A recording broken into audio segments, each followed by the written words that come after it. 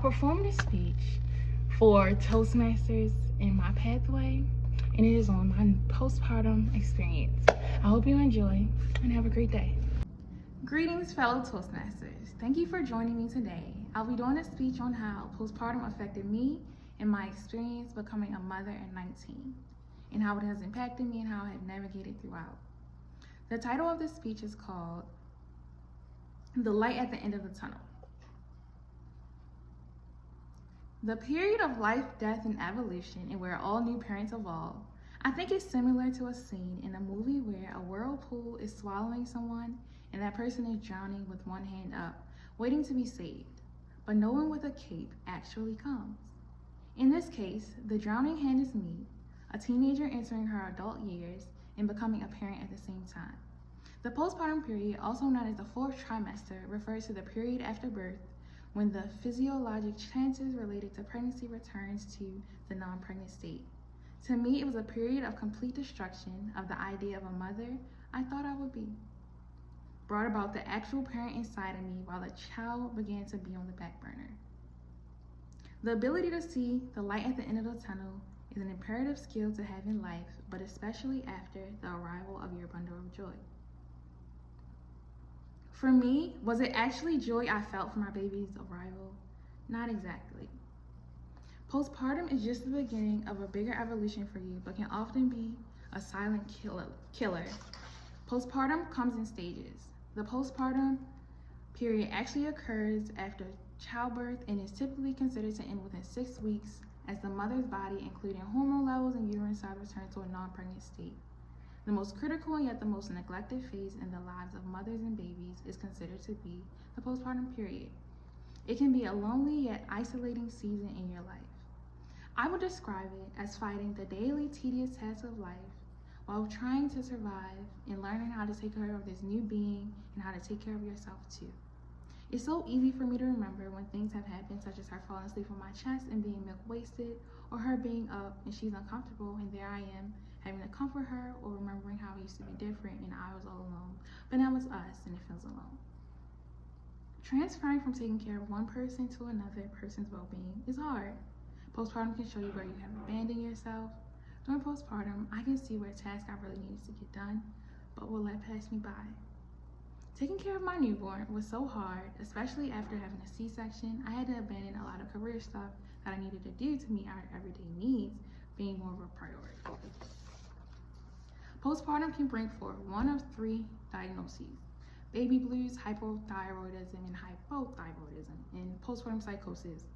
Baby blues occurs 2 to 5 days after birth and resolves between 10 to 14 days. Women experience crying bouts, sadness, anxiety, irritability, and etc. However, it doesn't affect the mother's ability to take care of the baby. And to note, postpartum psychosis is a psychiatric emergency with a potential suicidal and infanticidal risk. So, baby blues eventually turns into postpartum depression once you have symptoms for over 2 weeks. The amount of women in the United States who experience postpartum depression is 1 in 7. It is estimated that almost 50% of mothers are not diagnosed by a health professional. Not everything that we prepare for physically, we can actually have the ability to feel prepared for. I never thought it would be me. It was such a silent killer. I was lonely, in pain, and felt like I had no one to turn to at times. This experience has taught me I knew nothing about pain until I had experienced postpartum. Postpartum hit me harder than a ton of bricks. Honestly, after feeling someone cut me open, hallucinating, crying spells, and gas not being able to dispel from my body at that point, I'm like, this can't possibly get any worse. I remember screaming in the middle of the night because it trapped air from my body, having a C-section, and I couldn't even take care of my baby yet. I remember being told to sleep when the baby sleeps, but also told I took it to an extreme.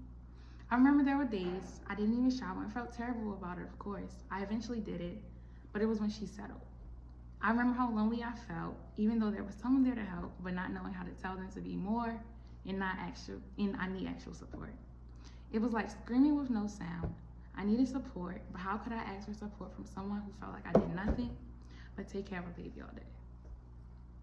That was when I knew how long words could stay on someone's mind.